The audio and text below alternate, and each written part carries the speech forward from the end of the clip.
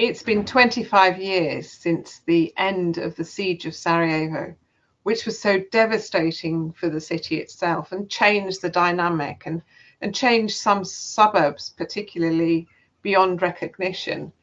And in the first few months after the siege, there was the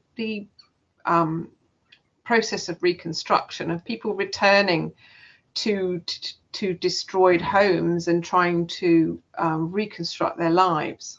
But in the years since, the city has changed immensely, for good and for bad. But people who'd been to Sarajevo 30 years ago wouldn't recognise many of the aspects of the city now. What's changed? Well, there's a lot more new buildings. I think international companies have come in and built along the river, so there's a lot of new buildings, particularly things like religious buildings, so new mosques. There's been some renovations of places in the old city, which have been very sympathetically done, and the old city is now quite a tourist attraction, and some of the buildings which were particularly badly damaged have been sympathetically restored. So Sarajevo in some places looks very, very attractive for tourists, and of course it's such a beautiful city. It's a garden city with lots of green spaces, so it does have a lot of appeal. There's new museums as well, museums commemorating the leaders of Bosnia during the civil war, but also to commemorate the Bosnian genocide as well.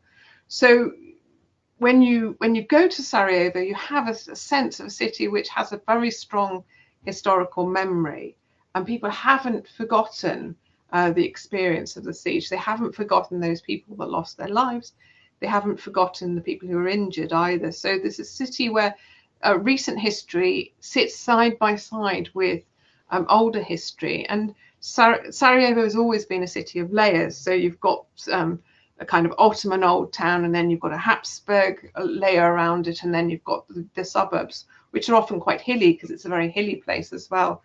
So you're constantly aware when you're there of the layers of history, and of course it also has some very large now graveyards done in that very distinctive Bosnian style. So lots of white gravestones, and so some hills, your impression of walking along and seeing the hills is that they're covered with recent graves. So it would be impossible, I think, to visit Sarajevo without a sense that history is around you all the time. And you do see the evidence of the international community in terms of aid, and obviously a lot of international aid has gone to the city, but it's also a very poor place. I mean, I was in Sarajevo not last summer, but the summer before, and I was quite shocked staying in the suburbs by some of the poverty.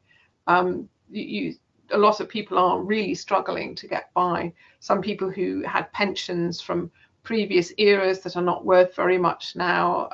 The youth unemployment is relatively high, so there's not necessarily enough income coming into some houses, and to some homes. So a lot of people are living in much poorer conditions than they were 30 years ago.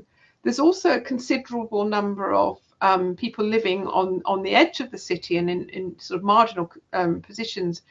So migrants who've come in from other parts of the world and are getting through Bosnia to get to other places, and they now are quite a distinctive element in the city. So you have, the new elements, the migrants, the poverty, which is much more discernible than it was before the war, but also a kind of Islamicization, so more mosques, and of course a really big difference is the absence of Orthodox people, Serbs in Sarajevo itself. There are not very many Serbs living in Sarajevo now. Of course, prior to the war, it was a very mixed city, and people of all nationalities lived together, and it was known to be a very vibrant urban space, very modern compared with the rest of Bosnia and Herzegovina,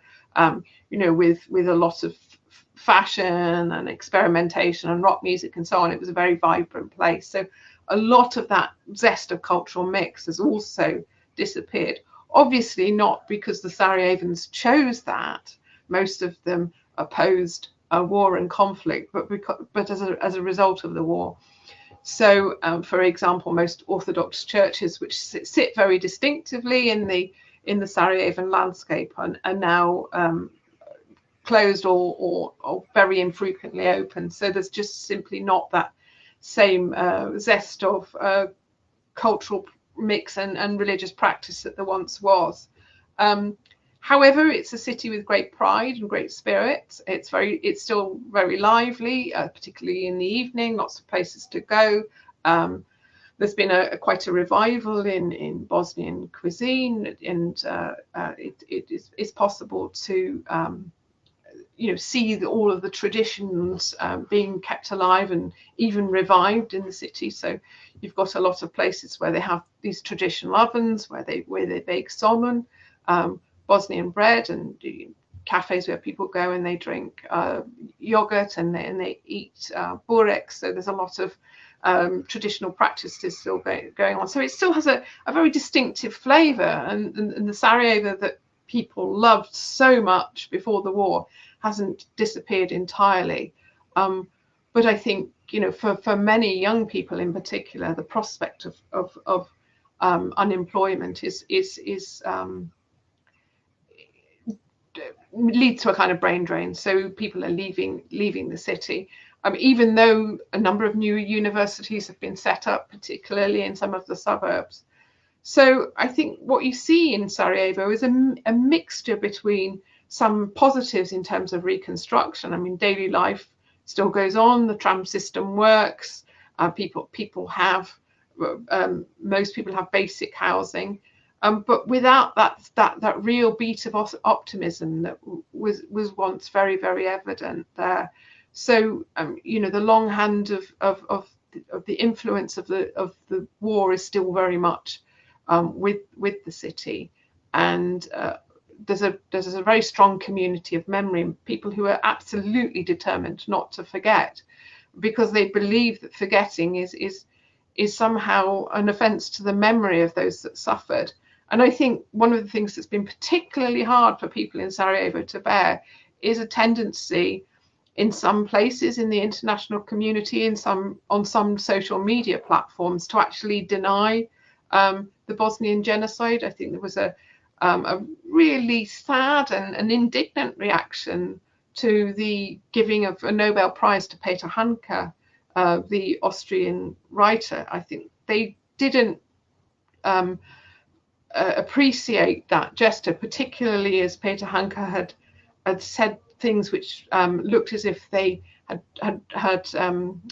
thrown doubt on some of the events of the siege of Sarajevo in particular. So he hadn't, as they understand it, respected what had happened to them, and he said things which they thought were overtly pro Milosevic, Slobodan Milosevic, openly pro-Serbian. So there was a sense that they felt as if they'd been let down by the international community. So a lot of that lingering sense of dismay that the world didn't do more to prevent the siege is there, combined with a pride and an optimism. So it's not entirely the case that there are no positives. You know, it's still a very, very beautiful city, and the Golden Valley and the source of the River Bosna is very beautiful too. So despite all of the sort of problem, the historical problems, and all of the infrastructural